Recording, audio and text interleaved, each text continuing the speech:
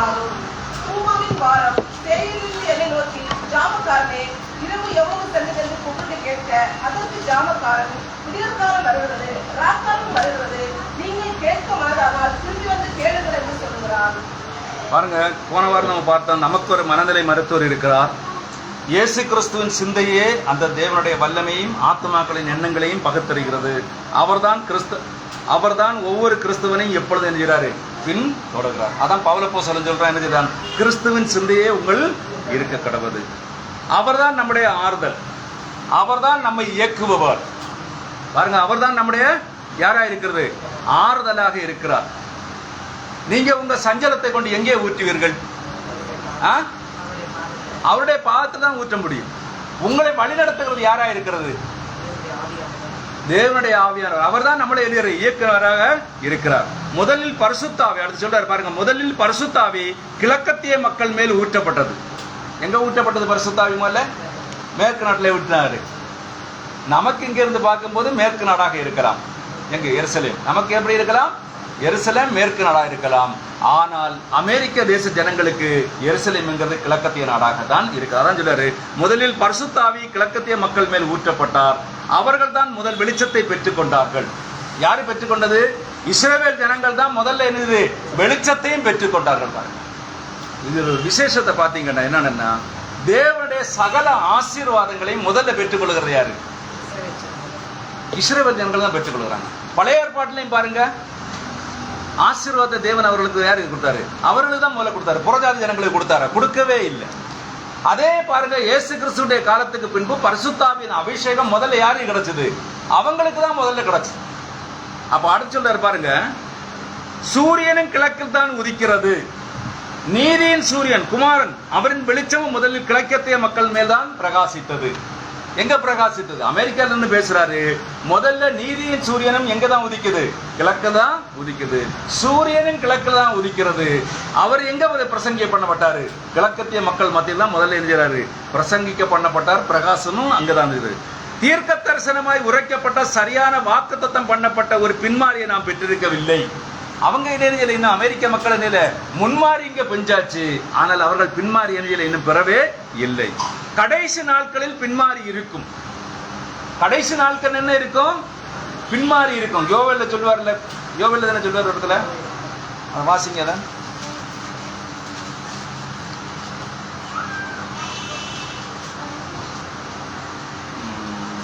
ரெண்டு 28 வாசி. 2:28. அதற்கு பின்பு நான் மாம்சமான யாவர் மேலும் என் ஆவியை ஊற்றுவேன். அப்பொழுது உங்கள் குமாரரும் உங்கள் குமாரத்திகளும் தீர்க்க தரிசனம் சொல்லுவார்கள். உங்கள் மூப்பர் சொப்பனங்களையும் உங்கள் வாலிபர் தரிசனங்களையும் காண்பார்கள். ஊழியக்காரர் மேலும் ஊழியக்காரிகள் மேலும் அந்நாட்களின் ஆவியை ஊற்றுவேன். பாருங்க, இப்ப முன்மாரி எங்க ஊற்றி இருக்காரு? தீர்க்க தரிசனமாய் உரைக்கப்பட்ட மாதிரி கிழக்கில் இருக்கிற ஜனங்கள் இஸ்ரவேல் ஜனங்களுக்கு நேராரு ஊற்றிட்டார். ஆனா கடைசி நாட்கள் ஒரு பின்மாறி இருக்கும். மேலும் முன்மாறியும் பின்மாறியும் சேர்ந்தே இருக்கும். பாருங்க, கடைசி நாட்கள்ல கொடுக்கப்பட்டிருக்கா, முன்மாறி பெய்யப்பட்ட மழையை விடையும் மழையும் கூட பின்மாறி பெய்யவிட மழையும் சேர்த்து பெருத்த ஆசீர்வாதமாக இருந்தது. அடுத்து இப்பொழுது முன்மாறி கிழக்கை பெய்தது, பின்மாறி மேற்கிலே பெய்யும். முன்மாறி எங்க பெய்தது? கிழக்கில் பெய்தது. பின்மாறி எங்க பெய்கிறது? மேற்கில் பெய்யும். மேலும் இந்த பின்மாரியில் முன்மாரியும் பின்மாரியும் சேர்ந்தே பொழியும். பாருங்க, ஆண்டவராய் இயேசு கிறிஸ்துவின் அந்த 3.5 வருட கால ஊழியம், அதன் பின்பு அப்போஸ்தலருடைய ஊழியத்தில் நடந்ததை விட இந்த பின்மாறி மழையானது முன்மாரி சேர்த்து என்ன பொழிந்து இரட்டிப்பான காரியங்களை செய்தது.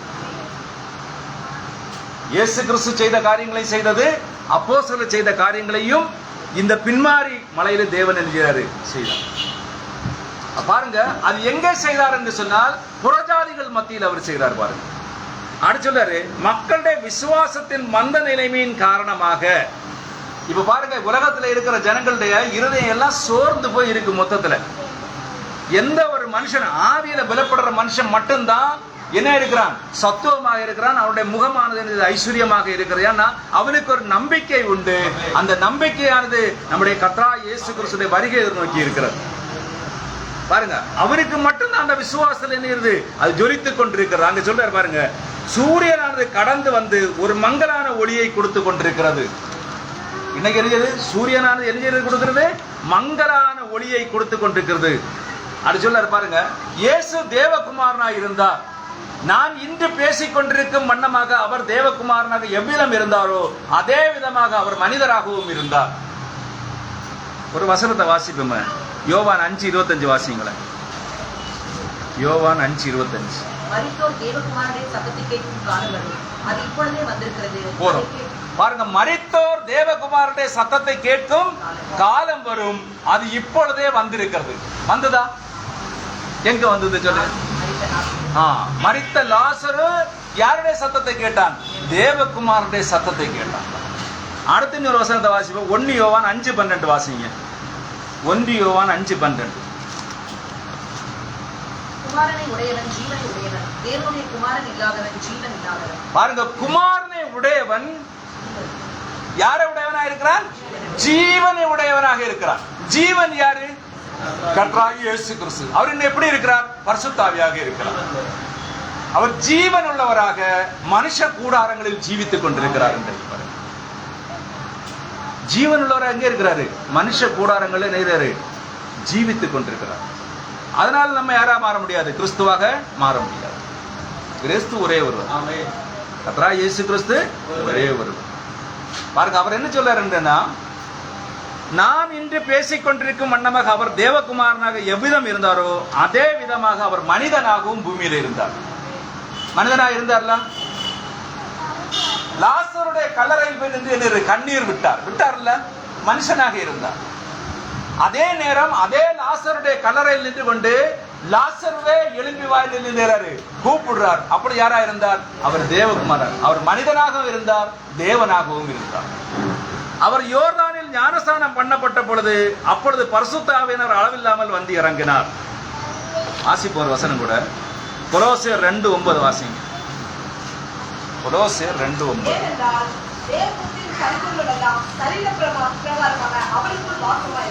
பாருங்க, தேவத்துவத்தின் பரிபூர்ணம் எல்லாம் என்ன இருக்குது? ஏனென்றால் தேவத்துவத்தின் பரிபூர்ணம் எல்லாம் சரீர பிரகாரமாக அவருக்குள் வாசமாய் இருந்தது. அவருக்குள்ளாக தேவத்துவத்தின் பரிபூர்ணம் எல்லாம் சரீர வாசமாய் இருந்தது. அப்போ அவர் யாரா இருந்தார்? அவர் ஏசாயா 7:14 சொல்றது போல அவர் இம்மானுவேலராய் இருந்தார். தேவன் அவருக்குள் இருந்தார். ஏன்? அவர் பாவம் இல்லாமல் பிறந்தார். இன்னும் ஒரு வசனத்தை நம்ம வாசிப்போம். ரோமர் 1:19-20 கூட வாசிப்போம். ரோமர் 1:19-20. தேவனை குறித்து அறியப்படுவது அவர்களுக்குள்ளே வெளிப்படுத்துகிறது. தேவனை அதை அவர்களுக்கு வெளிப்படுத்தியிருக்கிறார். எப்படி எனில் காணப்படாதவர்களாகிய அவருடைய நித்திய வல்லமை தேவத்துவம் என்பவைகள் உண்டாக்கப்பட்டிருக்கிறதினாலே உலகம் உண்டாகிருக்க கொண்டு தெளிவாய் காணப்படும். ஆதலால் அவர்கள் போக்கு சொல்ல இடமில்லை. பாருங்க, தேவனை குறித்து அறியப்படுவது அவர்களுக்குள்ளே வெளிப்பட்டிருக்கிறது. தேவனே அதை அவர்களுக்கு வெளிப்படுத்தி இருக்கிறார். ஸ்தாபனத்தில் இருக்கிற காலம் வரைக்கும் ஒரு மனுஷனால் தேவனை குறித்து அறிய முடியாது.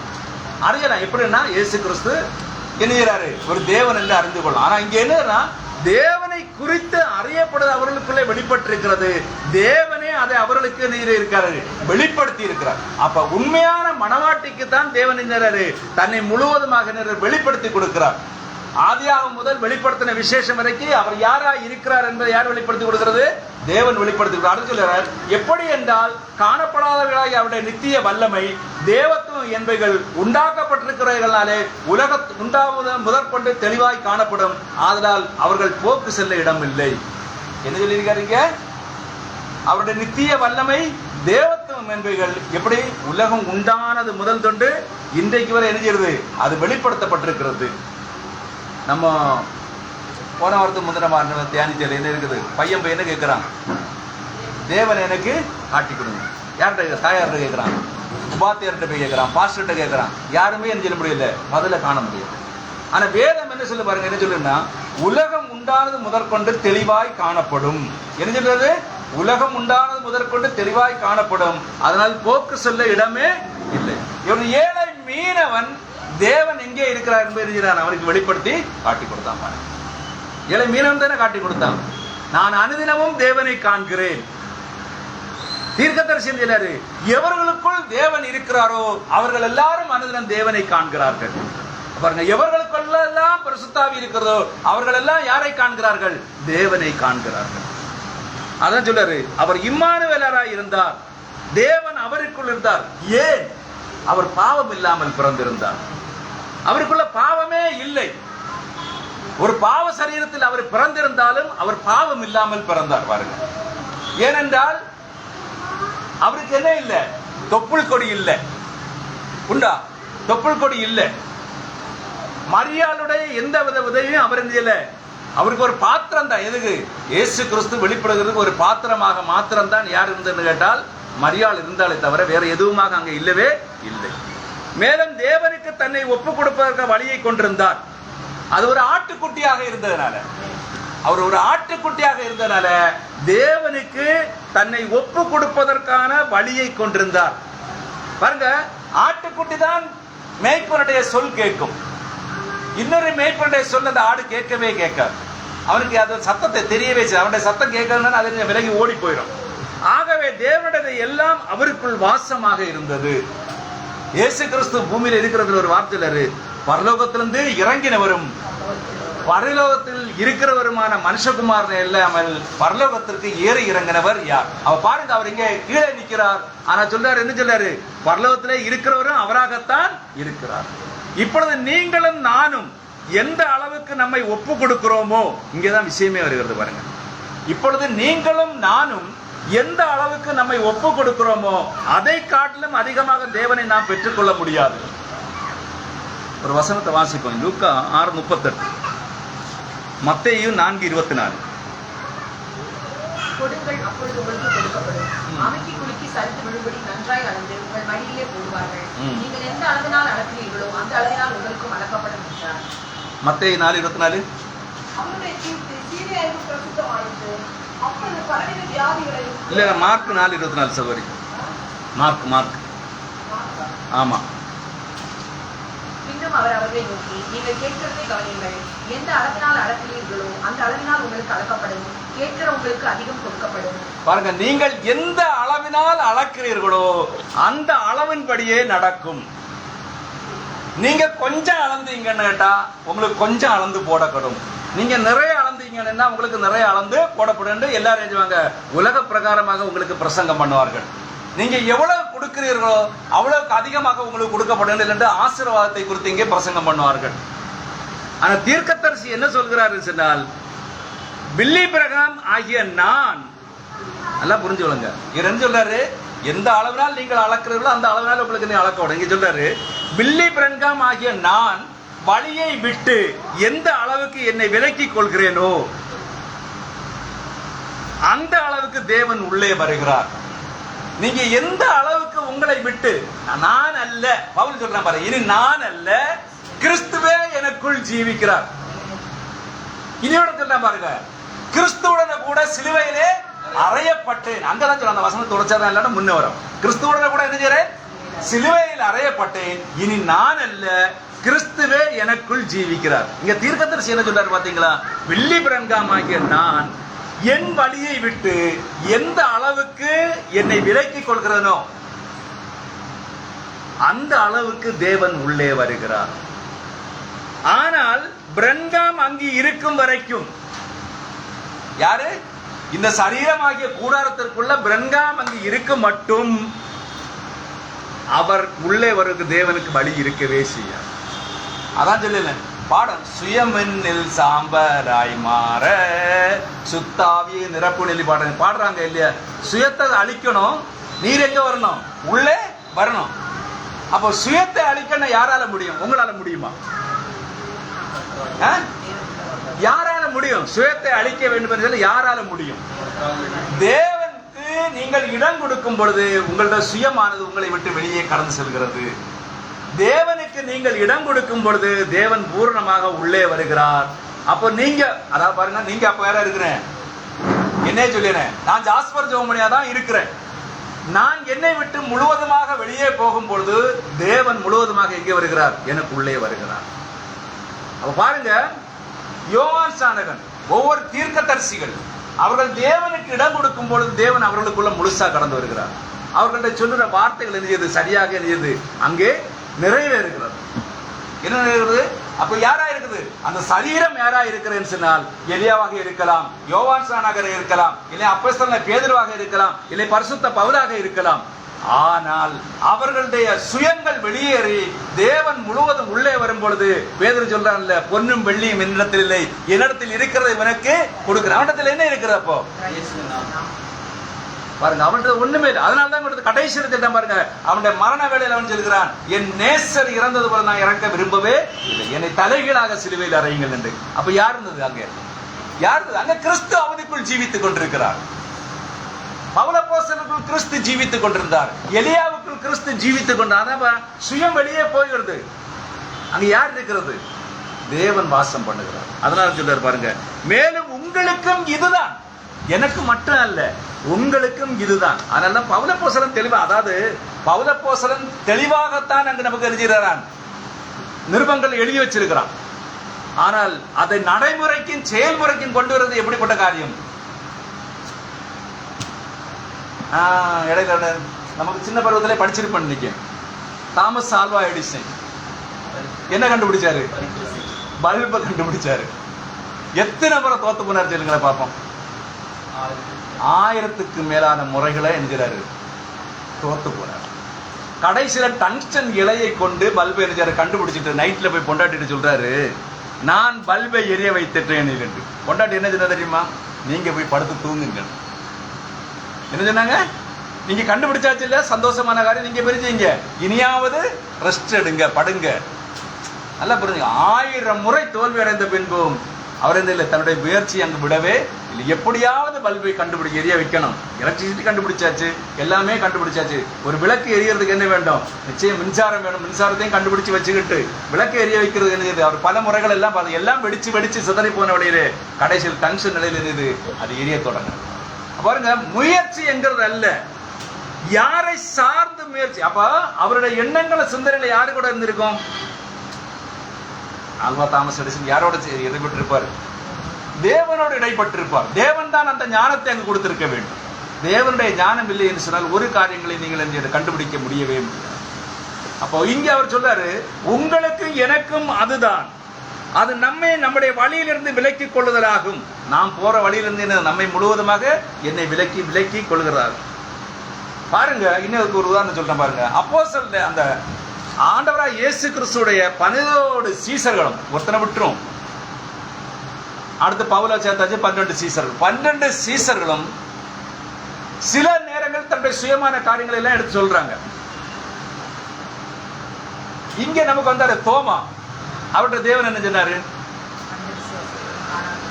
கண்டு விசுவாசிக்கிறத விட காணாமல் விசுவாசிக்கிறவர்கள் பாக்கியவான்கள் சொன்னார்.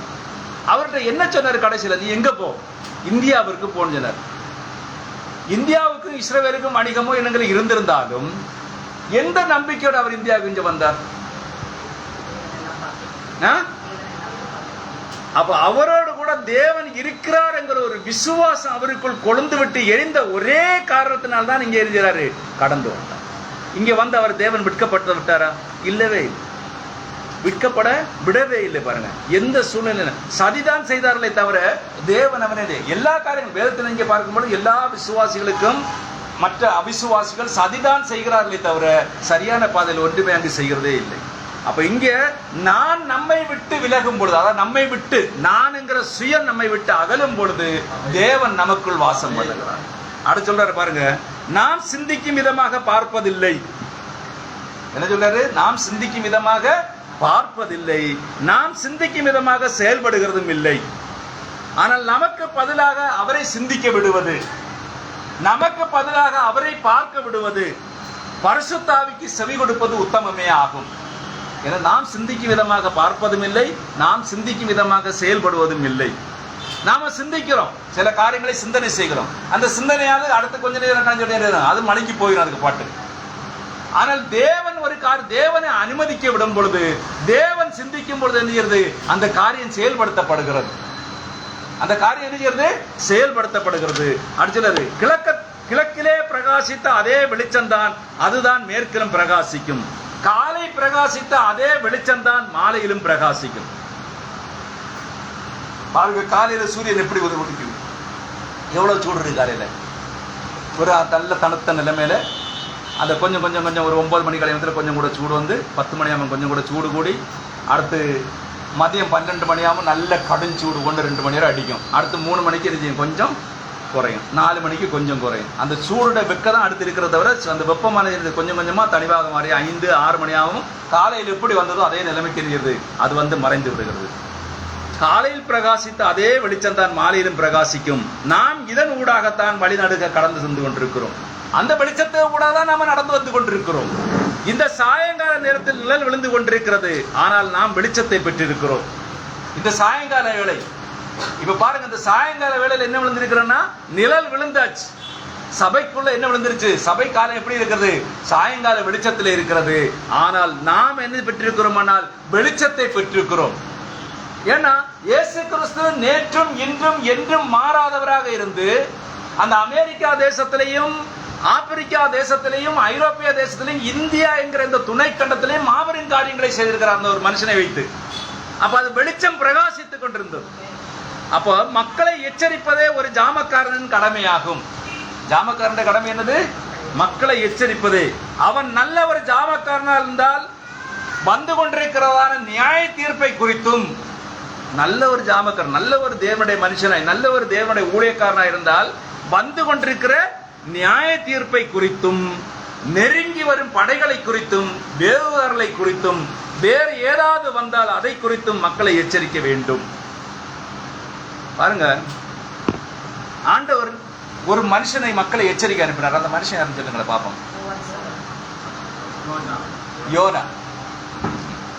இவன் என்ன செய்தான் போய், இவன் என்ன செய்யறான், அத நல்ல இன்னும் ஒன்று விஷயத்தை புரிஞ்சவங்க. ஒரு முறை தேவனால் பிடிக்கப்பட்ட ஒரு மனுஷன், அத உண்மையிலே பிடிக்கப்பட்ட ஒரு மனுஷன், அவன் தேவனை விட்டு எங்கே ஓடினாலும் தேவன் என்ன செய்ய மாட்டாரு,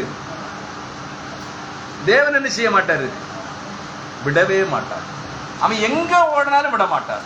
அவனை எப்படியாவது திரும்ப கொண்டு வந்து அவருக்கு என்ன செய்யணும்னு அவனை வைத்து செய்ய வேண்டிய சித்தம் இருக்கிறதோ அந்த காரியத்தை செய்வார். அதுக்கு எடுத்துக்காட்டு யோனா. அப்ப இங்க பாருங்க என்ன சொல்றாருன்னா,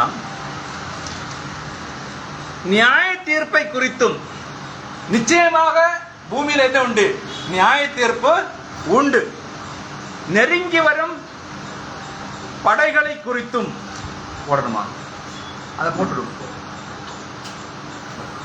நெருங்கி வரும் படைகளை குறித்தும், அதாவது என்ன வருகிறது, உங்களுக்கு நெருங்கி வருகிற பிரச்சனைகளை குறித்தும், வேவுகாரர்களை ஊடுருவதை குறித்தும், உங்களுடைய சிந்தையில பலவிதமான எண்ணங்கள் வந்து கடந்து வருகிறதை குறித்தும், வேறு ஏதாவது வந்தால் அதை குறித்தும் மக்களை எச்சரிக்க வேண்டும். அதை குறித்து ஒவ்வொரு விசுவாசியும் எச்சரிப்பதற்காக உங்களுக்குள்ளே யார் இருக்கிறார், ஒரு ஜாமக்காரன் இருக்கிறார். யார் அந்த ஜாமக்காரன்? பரிசுத்த ஆவியானவர். பாருங்க, நல்ல ஜாமக்காரனா இருந்தால் அவன் காண்கிற எந்த ஒன்றை குறித்தும் நகரத்தில் இருக்கிறவர்களுக்கு தகவல் தெரிவிப்பான். பழைய ஏற்பாட்டில் அங்க எல்லாருமே ராஜாக்கள் என்ன வச்சிருக்காங்க, அவங்க கோபுரங்களை கட்டி என்ன வச்சிருந்தாங்க, ஜாமக்காரனை வைத்தார்கள். ஒரு வாசிப்பு, ஒரு வசனத்தை நான் இன்னைக்கு காலையில் நான் அதை வாசித்தேன். எனக்கு 2 சாமுவேல் 18:24-27 வாசிப்போம். 2 சாமுவேல் 18:24-27. தாவீது இன்னபடி சொன்னான் என்று சவுலின் ஊழியக்காரர் அவனுக்கு அறிவித்தார்கள். அப்பொழுது சவுல் ராஜா இல்ல 2 சாமுவேல், ஆமா 2 சாமுவேல் 18:24-27. தாவீது 2 ஒலிமுக தோணி வாசலுக்கு நடுவாக உட்கார்ந்து வருவான். ஜாமக்காரன் அலங்கரிக்கிற தொழிலில் நடந்து தன் கண்களை ஏற்றது, இதோ ஒரு மனுஷன் தனியே ஓடி வருவதை கண்டு கூப்பிட்டு ராஜாவுக்கு அறிவித்தான். அப்பொழுது ராஜா அவன் ஒருவனாய் வந்தால் அவன் வாயிலே நல்ல செய்தி இருக்கும் என்றால், அவன் ஓடி கிட்ட வரும்போது ஜாமக்காரன் வேறொரு ஓடி வருவதை கண்டு அதோ இன்னொரு தனியே ஓடி வருகிறான் என்று வாசல் காக்கிறவரை கூப்பிட்டு சொன்னான். அப்பொழுது ராஜா அவன் நல்ல செய்தி கொண்டு வருகிறவன் என்றார். மேலும் ஜாமக்காரன் முன்னே ஓட்டம் சாலோமின் குமாரன் அகிமாவுமே ஓட்டம் கொடுக்கிறது எனக்கு தோன்றுகிறது என்றார். அப்பொழுது ராஜா அவன் நல்ல மனுஷன், அவன் நல்ல செய்தி சொல்ல வருகிறான் என்றார். போதும் போதும் போதும் போதும். பாருங்க, இங்க ஜாமக்காரன் வருகிறான். பாருங்க, யாரு காண்ற ஜாமக்காரன், யார் வரத காண்றான். இப்ப அங்க என்ன நடந்ததுன்னு கேட்டால், யாரு, அப்சலோம் கொல்லப்பட்டான். அப்சலோம் கொல்லப்பட்டதை கண்டு அவன் என்ன செய்றான்னா, இந்த செய்தி யார் கேட்கறது முதல்ல கொண்டு போறதுக்கு? கூசி கேட்கறான். நான் போய் என்ன செய்றேன், போய் முதல்ல போய் இந்த செய்தியை யாருக்கு சொல்றேன்? ராஜாவுக்கு சொல்றேன். இப்ப அப்சலோம் அந்த யோவாப் என்ன சொல்றான்டா, நீ போகண்டா மகனே, இது ஒரு மரண செய்தி, அது ராஜாவுடைய மகனுடைய மரண செய்தி, நீ கொல்லண்டாம், அவனை சொல்லி விடுவேன்னுட்டு. அப்ப அவனை கூப்பிட்டு சொன்ன உடனே ஜாமம் காக்கிறவன் அங்க தூரம் இருந்து பார்த்துட்டே இருக்கிறான், ராஜாவுக்கிட்ட இருந்து பார்த்துட்டே இருக்கிறான். பாரு யார் வருகிறாங்க, யுத்தத்தை போயிருக்கிறாங்களே, ஏதாவது ஒரு செய்தி வருகிறா என்று பார்த்து கொண்டிருக்கிறதால முதல்ல ஒருத்தன் ஓடி வருகிறான். இரண்டாவது இந்த கூசி என்ன செய்யறான்னா, யோவாபோட ஏவோட எஞ்சிறான், அவனை நெருக்கி கேட்டுக்கொண்டு திரும்ப அவனும் பின்னாடி ஓடி எஞ்சிறான், அவனும் வருகிறான். இப்ப பாருங்க, அந்த ஜாமம் காக்கிறவனுடைய கண்கள் எவ்வளவு கூர்மையாக இருந்திருக்க வேண்டும். அதான் இங்க சொல்றாரு பாருங்க, நகரத்தில் உள்ள மக்களின் ஜீவன் எல்லாம் அந்த ஜாமக்காரனை நம்பி இருக்கும் பட்சத்தில். யாரை நம்பி இருக்குது? இப்ப தாவீது யாரை நம்பி நிக்கிறான்? இப்ப அங்க ஜாமக்காரன். தாவீதே பக்கத்துல யாருமே கிடையாது, இப்ப ஜாமக்காரன் மட்டும்தான் நிக்கிறான். அவன் தான் சொல்லணும் என்ன செய்தி வருதுன்னா, யார் வாரான்னு எல்லாம் சொல்றது அவன் தான் சொல்லணும். அப்ப நகரத்தில் இருக்கிற ஜனங்கள் அந்த ஜாமக்காரன், ஒரு கோட்டைக்குள்ள இருக்கிற ஜனங்கள் அந்த ஜாமக்காரனை நம்பிதான் இருக்கிறாங்க. அதான் சொல்றாரு, ஒரு கிட்ட பார்வை உள்ளவனையோ அந்த கோபுரத்தில் வைப்பார்களா? அரை குருடனை பிடித்து அங்கே நிறுத்துவார்களா? இல்லை. ஒரு குருடனையோ ஒரு கிட்ட பார்வை உள்ளவனையோ கொண்டு பிடிச்சு நிறுத்தினா தூரத்தில் வருகிற ஜனங்களையோ படைகளையோ குதிரைகளுடைய சத்தங்களை கேட்க முடியுமா? அவனால கேட்க முடியாது. தேசத்திலே மிகவும் சிறந்த பார்வை உள்ளவனை கண்டுபிடித்து அவர்கள் அங்கே வைத்து நிறுத்துவார்கள். அந்த தேசத்துல இருக்கிறல மிகவும் சிறந்த பார்வை உள்ள ஒரு மனுஷனை தான் தூக்கி எங்க வைப்பாங்க? அந்த ஜாமக்காரனாக. பாருங்க, இஸ்ரவேல் ஜனங்கள் ராஜா வேண்டும் என்று கேட்டார். அவ தேசத்திலே பாருங்க, சவுலை போல அழகுள்ளவனும் சௌந்தரியம் உள்ளவனும் ஒருவனும் இல்லை. தேவன் அவனை தான் பிடிச்சிருந்தாரு வச்சார் ராஜாவாட்ட. ஆனா அவன் எப்படி இருந்தான்? தேவனுடைய வார்த்தைக்கு ஒன்றுக்குமே அவன் இல்லை, கீழ்ப்படியவில்லை. எல்லாம் சுயமான சிந்தனை தான் அவனிடத்துல இருந்தது. ஏன்னு சொன்னா, நம்ம கொஞ்சம் முன்னாடி சிந்தித்தது போல தாவீது தன்னை முழுவதுமாக தேவனுக்கு ஒப்பு கொடுக்கிறவனாக இருந்தான். ஏன்னா என்னை நடத்துகிறவர் தேவன். சவுல் அப்படி இல்லை, நான் தான் என் வழிதான் நடப்பேன், தீர்க்கதரிசியுடைய ஆலோசனைகள் எல்லாம் பின்னாடிதான். ஆனால் ராஜ்யபாரம் அவனை விட்டு கடந்து போய்விட்டது. ஆனால் ராஜ்யபாரம் யாருக்கு கடந்து வந்தது? தாவீதுக்கு கடந்து வந்தது. இங்க சொல்ல பாருங்க, அடுத்து நமக்கு அது போன்ற அந்த சப்ஜெக்டுக்கு. தேவனும் கூட அவர் தம்முடைய நகரத்தை கட்டும் போது, அவர் தம்முடைய சபையை கட்டும் பொழுது தன்னுடைய சொந்த குமாரனாய் இயேசு கிறிஸ்துவின் இரத்தத்தை கொண்டு மதில் அமைத்தார். இப்போ அவருடைய மணவாட்டி சபையை அவர் கட்டும் பொழுது யாருடைய ரத்தம் அங்கு சிந்தப்பட்டது? சொந்த குமாரனாகிய இயேசு கிறிஸ்துவின் ரத்தம் அங்கு சிந்தப்பட்டது. பாருங்க, அடுத்து சொல்றாரு, மேலும் அதற்குள்ள ஒரு ஜாம கோபுரத்தையும் அமைத்தார். அந்த சபையை கட்டி வச்சுக்கிட்டு எரிஞ்சாரு, அந்த இதை கட்டி வச்சுட்டு அதுக்குள்ள என்ன வச்சாரு? ஒரு ஜாம கோபுரத்தையும் அங்கே வைத்தார். அந்த ஜாம கோபுரத்தில் அவருடைய தீர்க்கதரிசிகள் கழுகாக இருக்கிறார்கள். யார் இருக்கிறாங்க? அந்த கோபுரத்தில் யார் இருக்கிறது? தீர்க்கதரிசிகள் கழுகாக இருக்கிறார்கள். கழுகு ஒரு வித்தியாசமான பறவையாகும். இந்த உலகத்துல இருக்கிற எல்லா பறவையிலையும் கழுகு மட்டும் ஒரு வித்தியாசமான பறவையா இருக்குதுயா. தொலைதூர பார்வை மாத்திரமல்ல, எவ்வளவு தூரம் உயரே பறந்தாலும் கீழே இருக்கிற ஒரு பொருள் அதுக்கு நன்றாக தெரியும். எவ்வளவு தூரம் உயரே பறந்தாலும் கீழே இருக்கிற ஒரு பொருள் அதுக்கு நன்றாக தெரியும். அப்ப பாருங்க, ஒரு தீர்க்கதரிசியானவன் தேவனால் வழி நடத்தும் பொழுது மனுஷனுடைய இருதயங்களையும் உள்ளிந்திரியங்களையும் ஆராய்ந்து அறிகிறவராக இருக்கிறார். அறிகிறான் இல்ல? மனுஷனுடைய சகல காரியங்களையும் தேவன் அவனுக்கு எழுதுகிறாரு, வெளிப்படுத்தி கொடுக்கிறார். உலகத்தில் நடக்கிற எல்லா சம்பவங்களையும் தேவன் அவனுக்கு வெளிப்படுத்தி கொடுக்கிறார். அடுத்து சொல்றாரு பாருங்க, கழுகு உன்னதங்களுக்கு பறந்து அவ்வளவு தூரத்தில் இருந்து இந்த பூமியில் நகர்கிறான ஒரு பூச்சியை கூட அதனால் பார்க்க முடியும், அதுவும் துல்லியமாக பார்க்க முடியும். யாத்ராகமம் 19:4 வசனம் வாசிங்க. கழுகுக்கு ஒரு காரியத்தை அங்க சொல்றாரு. யாத்ராகமம் 19:4.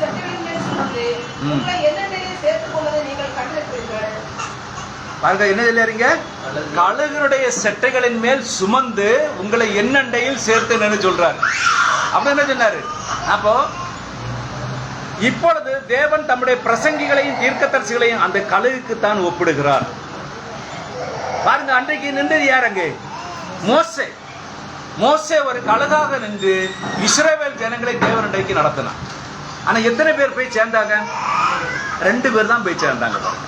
அப்ப இன்றைக்கு தீர்க்கதரிசி வில்லியம் பிரகாம் செய்தியை கொடுத்தார் தேவன். வேதத்துல மறைக்கப்பட்டிருக்கிற சகல வெளிப்பாடு, அதாவது ஸ்தாபனங்களால் மூடி மறைக்கப்பட்ட அனைத்து காரியங்களையும் தேவன் வெளிப்படுத்தி கொடுத்தார். அதான் உண்மை. என்னது? ஸ்தாபனங்களால் மூடி மறைக்கப்பட்ட அனைத்து காரியங்களையும் யார் வெளிப்படுத்தி கொடுத்தார்? தேவன் அவர் மூலமாக. இதான் உண்மை என்று வெளிப்படுத்தி கொடுத்தார். அந்த உண்மையை புரிந்து கொண்ட ஜனங்கள் தான் அவருடைய சமூகத்தில் கடந்து வருகிறார்கள். மற்றுள்ளதை யாரும் வர முடியாது. ஏன்னா எங்க பாஸ்டர் சொல்றதுதான் முக்கியம், எங்க சபை எது சொல்றது அதான் முக்கியம், எங்க ஸ்தாபனம் எது சொல்றது என்பதில்லை, இல்லை எங்க ஆயர் என்று சொல்றது அதான் முக்கியமாக இருக்கிறத தவிர எங்களுக்கு வேதமோ வேதத்தினுடைய வார்த்தைகள் எங்களுக்கு முக்கியம் அல்ல. ஆனால் ஒரு கழுகு குஞ்சாக இருக்கும் பொழுது அதுக்கு வார்த்தை தான் முக்கியமாக இருக்கிறது. எது முக்கியமாக இருக்கிறது? தேவனுடைய வார்த்தை தான் முக்கியமாக இருக்கிறது. அதான் சொல்றாரு, அவர் தன்னைத்தானே யெகோவா கழுகு என்று அழைத்துக் கொள்கிறார். அவரே ஒரு கழுகுதான் இருக்கிறார், கழுகாகத்தான் இருக்கிறார். இப்பொழுது தேவன் நியமித்துள்ள மனிதர்களை அல்ல. ஒன்னு வாசிப்போம், 1 கொரிந்தியர் 12:28 வாசிங்க. யார் நியமித்தன் பாரு. வேதநாதர் சபையிலே முதலாவது அப்போஸ்தலரையும், இரண்டாவது தீர்க்கதரிசிகளையும், மூன்றாவது போதகர்களையும், பின்பு அற்புதங்களையும், பின்பு குணமாக்கும் வரங்களையும், ஊழியங்களையும், ஆளுகைகளையும், பலவித பாஷைகளையும் ஏற்படுத்தினார். பாருங்க, தேவன் அவர்களை சபையில் நியமித்துள்ளார் என்றால் அவர்கள் தான் அந்த வேலைக்கு தகுதி பெற்றவர்கள். இப்ப நீங்க வாசித்தீங்க இல்ல, அது தேவனுடைய சபைக்கு மட்டும்தான் பொருந்தும். யாருக்கு பொருந்தும்? தேவனுடைய சபைக்கு மாத்திரம்தான் பொருந்துமே தவிர மற்றுள்ள ஸ்தாபன சபைகளுக்கு அது பொருந்தாது. அற்புதங்களின் நாட்கள் கடந்து விட்டது என்று சொல்லுகிறவன் ஒரு நபரை தேவன் அந்த கோபுரத்தின் மீதோ அது போன்ற ஒரு ஸ்தானத்தில் வைக்க மாட்டார். பாருங்க, ஒரு ஜாமக்காரன் வெளியே நின்றுட்டு ஜனங்களை எச்சரிக்காவிட ஜனங்களுக்கு விருப்பப்படி வாழட்டும் என்று சொல்லி விட்டு விட்டார் என்று சொன்னால் அந்த தேசமானது அழிக்கப்பட்டு போய்விடும். அப்போ இந்த கடைசி நாட்கள்ல ஒரு தேவன் ஒரு ஊழியக்காரனை அபிஷேகம் பண்ணி அவன் ஜனங்களை எச்சரிக்காமல் தன் சுய விருப்பத்தின்படி வாழ்ந்தான் என்று சொன்னால் அவனும் அந்த ஜனங்களோடு அழிந்து போயிடுவான். யாரோட அழிந்து போயிடுவான்? அந்த ஜனங்களோடு கூட அழிந்து போயிடுவான். பாருங்க, இயேசு கிறிஸ்து நேற்றும் இன்னும் என்றும் மாறாதவராய் இருக்கிறார் என்று வேதம் கூறும் பொழுது அப்படி அவர் இல்லை என கூறும் ஒரு மனிதனை தேவன் அந்த ஸ்தானத்திலும் வைப்பதில்லை. வேதம் என்ன சொல்லுது? இயேசு கிறிஸ்து நேற்றும் இன்றும் என்றும் மாறாதவர். அப்படி இல்லைன்னு சொல்லுகிற ஒரு மனுஷனையும் கொண்டு எங்க வைக்க மாட்டாரு? ஜாமக்காரனாட்டு அவர் வைக்கவே மாட்டார். வரப்போகிற தேவ கோபத்தை குறித்து மக்களை எச்சரிக்கை செய்யாமலும் ஜனங்களுக்கு சத்தியத்தை சொல்லி வரும் கோபத்தை குறித்து எச்சரிக்கை செய்யாமல் தெளிவற்ற சுவிசேஷத்தை பிரசங்கிக்கூடிய ஒரு மனித தேவர் அந்த கோபுரத்தின் மீது வைக்க மாட்டார். பாருங்க, இன்னைக்கு அநேக ஜனங்கள் சொல்றாங்க, நீங்க இன்னைக்கு உலகத்துல பாத்தீங்கன்னா 1/3 பங்கு கிறிஸ்தவர்கள் இருக்கிறார்கள். 1/3 பங்கு யார் இருக்காங்க? கிறிஸ்தவர்கள் இருக்கிறார்கள். இந்த 1/3 பங்கு கிறிஸ்தவர்களில் எத்தனை உண்மையான கிறிஸ்தவர்கள் இருக்கிறார்கள்?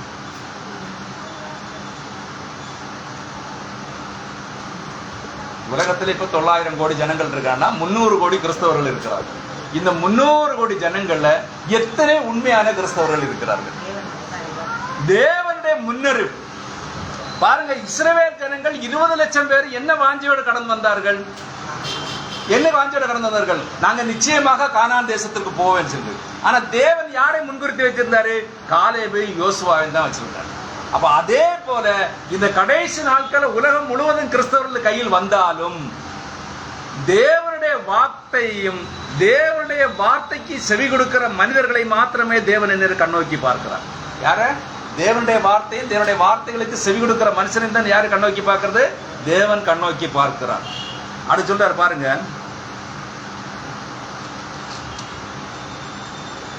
அவர் அந்த கோபுரத்தில் தீர்க்கமாகவும் தைரியமாக நின்று வரப்போகிற நியாய தீர்ப்பை காணக்கூடிய ஒரு ஆவியை பெற்ற ஒரு மனிதனையும் மக்கள் என்ன சொல்லிக் கொண்டிருந்தாலும் கவலை இல்லாமல் அவருடைய காரியங்களுக்கு விரோதமாக கூக்குரலிட்டு எப்படியாவது அவர்களை எச்சரிக்கை செய்தக்கூடிய ஒரு மனிதனைத்தான் அங்கே வைப்பார். இன்னும் என்ன தேவையா இருக்கிறது? ஒரு காலத்துல பெந்தேகோஸ்தே ஊழியக்காரங்க எல்லாம் எச்சரிப்பின் செய்தி தான் கொண்டு வந்தாங்க. அப்படி என்ன கொண்டு வந்தாங்க? நீங்க இல்லைன்னு நான் சொல்றேன், துதியின் கோட்டைன்னு திருநெல்வேலியில் ஒன்று இருக்குது, அந்த பாளையங்கோட்டையில. அந்த ஆளு பெரிய பெரிய சார்ட், நான் பெகர்ல இருக்கிறதுல பெரிய பெரிய சார்ட் எல்லாம் கொண்டுருவார். சார்ட் தான் ஃபுல்லா பெரிய பெரிய சார்ட்ல கொண்டு வந்து என்ன ஒவ்வொரு அவரு ஒரு பிரசங்கம் எடுக்கிறாங்க, அந்த பிரசங்கத்துக்கு ஒரு சார்ட்டை விரிச்சு போட்டுருவார். விரிச்சு போட்டு ஒவ்வொரு காரியங்களும் செய்ய சொல்லுவார். அது அவருடைய தொடக்க காலமாக இருந்தது. ஆனா இன்னைக்கு அவங்க எல்லாம் என்ன போயிட்டாங்க? இன்னைக்கு அப்படி போய் போய் ஜனங்கள் எவ்வளியோ ஊழியக்காரன் அவ்வளியாக போயிட்டாங்க. ஏன்னா இன்னும் ஜனங்களுக்கு என்ன தேவையா இருக்கிறது? ஆசீர்வாதம் தேவையா இருக்கிறது. அந்த ஆசீர்வாதத்தின் வழியாக அவர்களும் கடந்து போய்விட்டாங்க. நீங்க இங்கே இருக்கிற பந்தேகோஸ்த ஸ்தாபனங்களை பார்த்தாலும் சரி, அநேக பந்தேகோஸ்தர்கள் அன்னைக்கு பாருங்க, மக்களுக்கு என்ன செய்றாங்க? எச்சரிப்பின் சத்தத்தை தான் கொடுத்துட்டு இருந்தாங்க. ஏன்னா டிவி வீட்டில் வச்சிருந்தா பாவம், டிவி ஒரு பிசாசு. பந்தேகோஸ்தக்காரங்க சொன்னதான். தீர்க்கதரிசி சொல்றாரு, டிவி எனக்கு இருக்கிறது விருப்பமே இல்லை. அப்போ அப்படிப்பட்ட வைராக்கியம் உள்ள தேவனுடைய ஊழியக்காரர்கள் என்ன, கடைசி போக போக போக அவர்கள் என்ன, எல்லாரும் ஏலியை போல மலங்கடிக்கப்பட்டார்கள். யாரை போல மலங்கடிக்க வராங்க? ஏலியை போல. ஏன்னா ஜனங்களை கண்டிக்கிறதுக்கும் தன்னுடைய பிள்ளைகளை கண்டிக்கிறது அவர்களுக்கு என்ன உறுதிப்பாடு அங்கே இல்லாமல் போய்விடுவது. ஆனா தேவன் என்ன விரும்புகிறார்கள் சொன்னால்னா, மக்கள் என்ன செய்து கொண்டிருந்தாலும் சரிதான், மக்கள் என்ன சொல்லிக் கொண்டிருந்தாலும் சரிதான், கவலை இல்லாமல் அவருடைய காரியங்களுக்கு விரோதமாக கூக்குள்ளிட ஒரு மனுஷனைத்தான் தேவன் தேடுகிறார். எலியா எந்த இடத்துலயுமே கவலைப்பட்டானா? எலியாவுடைய ஆவியை பெற்ற யோவான் சொன்ன மத்தேயு 2ஆம் அதிகாரம் 3ஆம் அதிகாரம் அந்த 2ஆம் வசனத்தை வாசிங்க. 2 3 காணனைக்கு அந்த 2ஆம் வசனம்.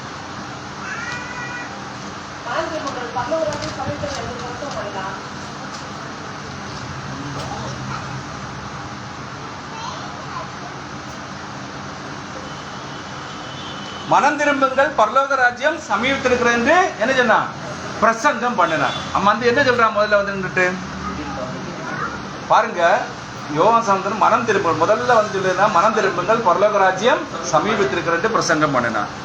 இங்க என்ன சொல்ல பாருங்க, இப்படிப்பட்ட ஒரு தீரமான மனுஷனைத்தான் தேவன் தேடுகிறார். அவர் தம்முடைய கோபுரத்தின் மீதும் சபையிலும் குருட்டு தீர்க்கதரிசிகளை வைக்க மாட்டார். அவர் வருகின்றதான நியாய தீர்ப்பின் முன் அறிந்து அந்த கோபத்திற்கு தப்பித்துக் கொள்ளும்படியாக ஜனங்களை எச்சரிக்கை செய்யக்கூடிய தீர்க்கதரிசிகளையும் பிரசங்களை தான் தேவன் அங்கே வைப்பார். ஏன்னா எச்சரிக்கணும், நீ செய்கிறது பாவம், நீ செய்கிறது தவறு, நீ தேவனுக்கு பிரியமாக வாழவில்லை. இப்படி எச்சரிக்காத ஒரு மனுஷனை தேவன் எங்கே வைக்கிறாரு? ஜாமக்காரனாக தேவன் வைக்கவே மாட்டார். ஜாமக்காரன் புழுதி பறக்கின்றதை பார்க்கிறான் என்று கூறிக்கொண்டு ஜனங்களை எச்சரித்துக் கொண்டிருந்தான். ஏன் ஒன்றுமில்லை, நாங்கள் எந்த புழுதியும் காணவில்லை என்று ஜனங்கள் கூறினார்கள். அவனே கண்ணுக்கு தெரியுது, படைகள் வந்து கொண்டிருக்கின்றன. ஜனங்கள் என்ன சொல்றாங்கன்னா, எங்களுக்கு எந்த புழுதியுமே காணவில்லை. அங்கே ஒரு சேனை வந்து கொண்டிருக்கின்ற அவன் கூறினான். ஆனால் அவர்கள் எப்பொழுதும் போல தொடர்ந்து சென்று கொண்டிருந்தார்கள். பாருங்க, எச்சரிப்பின் சத்தத்திற்கு கீழ்ப்படிந்த ஒரு கூட்டம் ஜனம் உண்டு. தெரியுமா உங்களுக்கு யாருன்னு? யாரு சொல்லுங்களேன்? எச்சரிப்பின் சத்தத்திற்கு கீழ்ப்படிந்த ஒரு கூட்டம் ஜனங்கள். நினிவே பட்டணம். பாருங்க, இவன் போய் பிரசங்கம் எப்படி இவனுக்கு மனசுக்கு அவனுக்கு திருப்தியில தான் போய் பிரசங்கம் பண்றான். அழிவு வருகிறது, தேவன் இந்த பட்டணத்தை கவிழ்த்து போடுவார், தேவன் இந்த பட்டணத்தை கவிழ்த்து போடுவார்னு சொல்லிட்டு அவன் பாட்டு போயிட்டான். ஆனா ராஜாவுக்கு உள்ள குத்திட்டு, ஒருவேளை தேவன் இந்த அழித்து போட முன்னாடி நம்ம அவர்கிட்ட மனம் திரும்பினா அழித்து போட இருப்பாருங்க. பாருங்க, அங்கே பாருங்க, இப்போ இவன் ஒரு ஜாமக்காரன். யாரு? யோனா ஒரு ஜாமக்காரன். ஆனா அந்த இடத்துல தேவன் அந்த ராஜாவே என்கிறாரு ஜாமக்காரனாக வைத்து ஜனங்களை எச்சரிக்கிறார். அப்ப இங்க என்ன நடக்குன்னு சொன்னால், அங்கே ஒரு சேனை வந்து, ஆனால் அவர்கள் எப்பொழுதும் போல தொடர்ந்து சென்று கொண்டிருந்தார்கள். அதைத்தான் இன்றும் செய்து கொண்டிருக்கிறார்கள். பாருங்க, ஆண்டவராய் இயேசு கிறிஸ்து கடைசி நாட்களில் யுத்தங்களும் செய்திகளை கேட்பீர்கள் என்று சொன்னார். இன்னைக்கு பாருங்க, எங்க பார்த்தாலும் என்ன நடந்துட்டு இருக்கிறது? யுத்தங்கள் நடந்து கொண்டிருக்கிறது. ஆனா மனவாட்டிக்கு தெரியும் இது ஒரு கடைசி காலம். ஜனங்களுக்கு தெரியாது இது கடைசி காலம் என்று தெரியாது.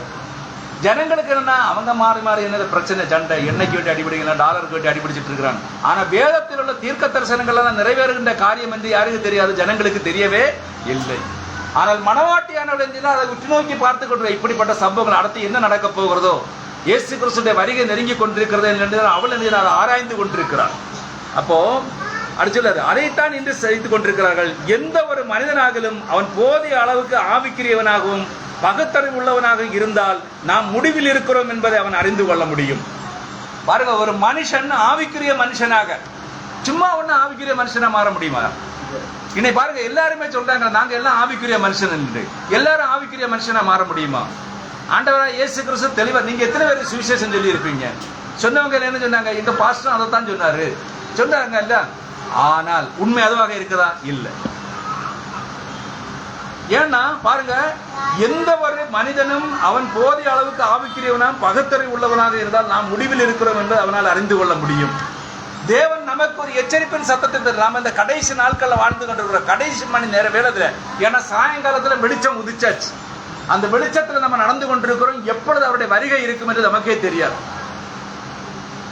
அருங்க சாயங்கால வெளிச்சம். சாயங்காலத்துல அவன் தியானம் பண்ண வெளியே போறதுல மணவாட்டியானால் வந்து கொண்டிருக்கிறார் பாருங்க. யாருக்கு? ஈசாக்கு. அவன் சாயங்காலத்துல எங்க போறான்? தியானம் பண்ண போற மணவாட்டி வந்து கொண்டிருக்கிறாள். இப்பொழுது சாயங்காலம் வெளிச்சம் எனது பிரகாசித்துக் கொண்டிருக்கிறது. மணவாளனுடைய வருகை எனது மணவாட்டி எதிர்நோக்கி கொண்டிருக்கிறார். அப்ப பாருங்க, கர்த்தராகிய இயேசு கிறிஸ்துவின் வருகையை தவிர நமக்கொன்றும் இங்கு நெருக்கமாய் இருக்கவில்லை. அப்ப மணவாட்டிக்கு அவருடைய வருகையை தள்ளி ஒண்ணுமே இல்லை, நெருக்கமாய் இருக்கவில்லை. ஜாமக்காரன் கூவி விட்டான், ஆண்டவராய் இயேசு கிறிஸ்து என்னது சீக்கிரமாய் வரப்போகிறார் என்று சொல்லி. இந்த சந்ததி இயேசு கிறிஸ்துவை காணும் என்று நான் விசுவாசிக்கிறேன். அவர் சொல்றாரு, இந்த சந்ததி யாரை காணும் என்று சொல்றாரு? இயேசு கிறிஸ்துவை காணும் என்று நான் விசுவாசிக்கிறேன். ஏனென்றால் அத்திமரமானது துளிர் விட்டாயிற்று. என்னது விட்டாயிற்று? அத்திமரம் துளிர் விட்டாயிற்று. அத்திமரம் யாரு சொல்றாரு? இஸ்ரவேல் தேசத்தை சொல்கிறார். இஸ்ரவேலும் துளிர்வதை பாருங்கள் சொல்றாரு. ஏன்னா அவருக்கு சொல்றாரு என்ன சொல்றா, இஸ்ரவேல்ங்கிற ராஜ்யம் திரும்பவும் கட்டி எழுப்பப்படும். அதுக்குதான் அத்திமரம் சொல்றாரு. இந்த காரியங்கள் நிறைவேறும் போது அளவு இந்த சந்ததி ஒளிந்து போகாதுன்னு சொல்றாரு. இந்த காரியங்கள் நிறைவேறும் வரைக்கும் இந்த சந்ததி ஒளிந்து போகாது. இன்று நாம் அந்த உயர்ந்த கோபுரத்தின் மீது நின்று கொண்டு ஜனங்களை எச்சரிக்கை செய்ய வேண்டும். சவரம் மோகன் சின்ன போல போய் அவருக்கு என்ன சின்ன போல புஸ்தகத்தை கொடுத்தாரு, படிச்சாரு. 3 நேரம் ஞானஸ்தானம் எடுக்கணும்.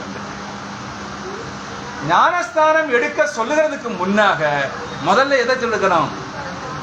மனம் திரும்புறதுக்குள்ள சுவிசேஷத்தை சொல்லிக் கொடுக்கணும். எதை சொல்லிக் கொடுக்கணும்? மனம் திரும்புறதை சொல்லிக் கொடுக்கிற சமயத்துல பாவ மன்னிப்பின் காரியத்தை உணர்த்தி கொடுக்க வேண்டும். இந்த பாவம் எல்லாம் உனக்குள்ள இருக்கிறது, இந்த பாவங்களுக்கெல்லாம் உனக்கு விடுதலை வேண்டும் என்று சொன்னால் நீ கர்த்தராகிய இயேசு கிறிஸ்து நாமத்துல ஞானஸ்தானம் எடு. அப்பொழுது நீ உன் வீட்டார் என்ன செய்வாங்க? ரட்சிக்கப்படுவீர்கள். பிதாகுமாரன் பரிசுத்தாவின் ஞானஸ்தானம் பெற்றுன்னு சொல்லி வேதத்துல எந்த ஒரு அத்தாட்சியுமே எங்கேயுமே கிடையாது. அதான் பாருங்க, அது சொல்றாரு, இன்று நாம் அந்த உயர்ந்த கோபுரத்தின் மீது நின்று கொண்டு ஜனங்களை எச்சரிக்கை செய்ய வேண்டும். எப்படி ஜனங்களை எச்சரிக்கை பண்ண முடியும்? மனம் திரும்புங்கள், பரலோக ராஜ்யம் சமீபமாயிருக்கிறது. பரிசுத்த பவுல் அப்போஸ்தலன் நடந்து செல்றது யாரு? அந்த அப்போஸ்தலர்கள் 19:1-2 வாசிங்களேன். அப்பல்லோ என்பவன் கொரிந்து பட்டணத்தில் இருக்கையில் பவுல் மேடான தேசங்கள் வழியாய் போய் எபேசுக்கு வந்தான். அங்கே சில சீஷரை கண்டு, நீங்கள் விசுவாசிகள் ஆன போது பரிசுத்தாவியை பெற்றீர்களா என்று கேட்டான். அதற்கு அவர்கள், பரிசுத்தாவி உண்டு என்பதை நாங்கள் கேள்விப்படவே இல்லை என்றார்கள். அப்பொழுது அவன், அப்படியானால் நீங்கள் எந்த ஞானஸ்தானம் பெற்றீர்கள் என்றான். அதற்கு அவர்கள், யோவான் கொடுத்த ஞானஸ்தானம் பெற்றோம் என்றார்கள். போதும் பாருங்க. இப்போ அவங்க எல்லாரும் என்ன சொல்றாங்க? எல்லாரும் நீங்க எந்த ஜனங்கள்கிட்ட போய் கேட்டாலும் என்ன செய்வாங்க? நாங்க ஞானஸ்தானம் பெற்றிருக்கிறோம். எந்த ஞானஸ்தானம் பெற்றீர்கள்? அவங்க எல்லாம் மனம் திரும்புதலுக்கு ஏற்ற ஞானஸ்தானத்தை பெற்றிருக்கிறார்கள். பரிசுத்தாவியோட ஞானஸ்தானம் பெற, அதாவது இயேசு கிறிஸ்துவின் ஞானஸ்தானம் நாமத்தின் மேல் ஞானஸ்தானம் பெற எதுக்கு தெரியுமா? பாவத்துக்கு மன்னிப்புக்கு வேண்டி. மனம் திரும்புறதுக்கு வேண்டிய ஞானஸ்தானம் நமக்கு தேவையில்லை. பாவ மன்னிப்புக்கு, அதாவது நம்முடைய பாவங்கள், வேதம் அப்படி சொல்லுது, உங்கள் பாவங்கள் செக்கச்சவேலராக இருந்தாலும் அதை பஞ்சை போல் வெண்மையாக மாற்றணும். அப்போ பாருங்க, பாவ மன்னிப்புக்கென்று இயேசு கிறிஸ்து எனக்காக சிலுவையில் அடிக்கப்பட்டார், அவருடைய நாமத்தினால் நான் எழுதுகிறேன் கழுவப்படுகிறேன் என்ற விசுவாசம் எவன் அறிக்கை எடுக்கிறானோ அவன் எழுதுகிறான பரிசுத்தமாக்கப்படுகிறான். அப்ப பாருங்க, இங்க என்ன கேட்கிறான்? நீங்க யாரு கொடுத்த ஞானஸ்தானம் பெற்றீங்க? யோவான் கொடுத்த ஞானஸ்தானம். யோவான் என்ன ஞானஸ்தானம் கொடுத்தான்? யோவான் மனம் திருப்பதலுக்கு ஏற்ற ஞானஸ்தானத்தை கொடுத்தான். ஏன் திரும்ப ஞானஸ்தானம் பெற வேண்டிய அவசியம் அவங்களுக்கு? பாவ மன்னிப்புக்கு வேண்டி. அதற்கு அப்பொழுது பவுல், யோவான் தனக்கு பின் வருகிறவராகிய கிறிஸ்து இயேசுவில் விசுவாசிகளாக இருக்க வேண்டும் என்று ஜனங்களுக்கு சொல்லி மனம் திரும்புதலுக்கு ஞானஸ்தானத்தை கொடுத்தானே, அதை கேட்டபொழுது அவர்கள் கர்த்தராகிய இயேசு நாமத்தினால் ஞானஸ்தானம் பெற்றார்கள். இப்படிதான் சொல்லி புரிய வச்சு கொடுக்கணும் அவங்களுக்கு. அப்பதான் அவங்களுக்கு புரியும், அல்லது புரியவே செய்யாது. அது வித்தா இருந்தாதான் புரியும். இல்லைன்னா தேவனுடைய ஆவி அவனுக்குள்ள கொஞ்சம் இருக்கணும். இல்லைன்னா அவன்கிட்ட என்ன இருக்கணும்? இரக்க குணங்கள் இருக்க வேண்டும். இரக்கம் இருக்கிறது அங்க யார் இருக்கிறது? தேவன் இருக்கிறார். அன்பு இருக்கிறன்னு அவன்கிட்ட யார் இருக்கிறது? தேவன் இருக்கிறார். அப்ப நீங்க சொல்ற விஷயம் அவனுக்கு தெளிவாக புரியும். அடுத்து ஆனால் ஜனங்கள் கடந்த காலங்களை போல ஊமையர்களாக சென்று கொண்டுள்ளனர். இன்னைக்கு பாருங்க, நீங்க என்னதான் கத்துனாலும் சரிதான், என்னதான் கூறினாலும் சரிதான், ஜனங்கள் உங்களுடைய வார்த்தைகளுக்கு செவி கொடுக்க போறதே இல்லை. செவி கொடுக்க மாட்டார்கள். ஏன்னா அவர்களுக்குள்ள வாசம் பண்ணுகிற ஆவியும் உங்களுக்குள் வாசம் பண்ணுகிற ஆவியும் வித்தியாசமானவை. எப்படி காயினுக்குள்ள இருந்த ஆவி வித்தியாசமாக இருந்ததோ, ஆபேலுக்குள்ள இருந்த ஆவி வித்தியாசமா இருந்ததோ, அதே போல பாருங்க. இந்த ஜெனரேஷன் நீங்க பாக்கியம் அப்படின்னு தெரியுமா, மணவாட்டிக்குள்ள இருக்கிற ஆவியும் மற்றுள்ள மக்களிடத்தில் இருக்கிற ஆவியும் வித்தியாசமானவைகளாகத்தான் இருக்கிறது. தெளிவான ஒரே அஸ்திபாரமும் காரியம்தான் நமக்கு இருக்கிறது. நமக்கு தெளிவான ஒரே ஒரு அஸ்திபாரம் தான் இருக்குது. அந்த அஸ்திபாரம் யாரு? கர்த்தராகிய இயேசு. காரியம் யாரு? அவர்தான், வேற யாருமே கிடையாது. அதுதான் இயேசு கிறிஸ்து. நான் அறிந்த இரட்சண்ய கன்மலை இயேசு கிறிஸ்துவே. அந்த மத்தேயு 3:7 கூட வாசிங்களேன். பரிசேயரும் சதுசேயரும் அநேகர் தங்களுக்கு ஞானஸ்நானம் பெறும்படி வருவதை அவர் கண்டு, நீர் பாம்புகளே, மறுகோபத்துக்கு தப்பித்துக் கொள்ளாதவர்களுக்கு வரை காட்டுகிறது யார்? மனதுக்கு ஏற்ற கனிகளை கொடுங்கள். போதும். பரிசேயரும் சதுசேயரும் அநேக தன்னிடத்தில் ஞானஸ்நானம் பெறும்படி வருகிறதை அவன் கண்டு, விரியன் பாம்பு குட்டிகளே, வரும் கோபத்திற்கு தப்பித்துக் கொள்ள உங்களுக்கு வகை காட்டினவன் யார்? மனம் திரும்புதலுக்கு ஏற்ற கனிகளை கொடுங்கள். இங்க சொல்றார் பாருங்க, தப்பித்துக் கொள்ளவும் அவர்தான் ஒரே வழி. அவர் மூலமா தான் தப்பிக்க முடியும். இந்த பூமியில பாருங்க, தப்பித்துக் கொள்ளனாலும் வழி யாரு? கர்த்தராகிய இயேசு கிறிஸ்து. அவரை எல்லாமல் உங்களுக்கு தப்பித்துக் கொள்ளுறதுக்கு வேற ஒரு வழியே இல்லை. அதனாலதான் இங்க சொல்ற பாருங்க, யோர்தானேன்னா பரிசேயரும் சதுசேயரும் அநேகத்திலிருந்து ஞானஸ்நானம் பெற வரும்போது வீரியன் பாம்பு குட்டிகளை நமக்கு சொல்ல முடியுமா? அந்த சபைக்கே போயிடாத, நம்மளை பாம்பு குட்டின்னு அவன் சொல்லிட்டான்.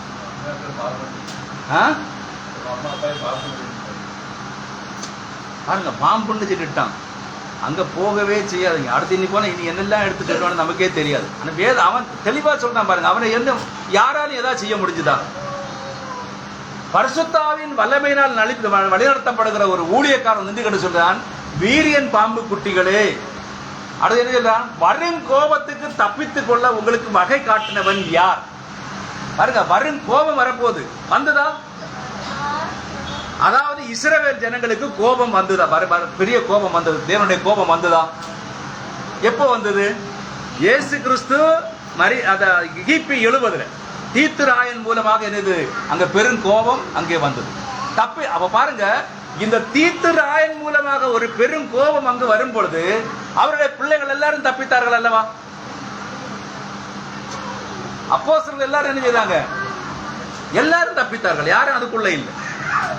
ஏன் அவருடைய வாழ்க்கைகள் எப்படி இருந்ததுன்னா, மலைகளிலும் குகைகளிலும் இடிந்த வீடுகளிலும் கட்டடங்களிலும் வனாந்தரங்களிலும் அவர்கள் வாழ்ந்து கொண்டு சுவிசேஷத்தை அறிவித்தார்கள். ஏன்னா தேவன் அவர்களுக்கு அதை வெளிப்படுத்தி கொடுத்துறான். என்ன கோபம் வரப்போகுது, இந்த ராஜா வரப்போறான், தேசத்தை என்ன செய்யறான், அழிக்க போறான், நீங்க வெளியே போயிருங்க.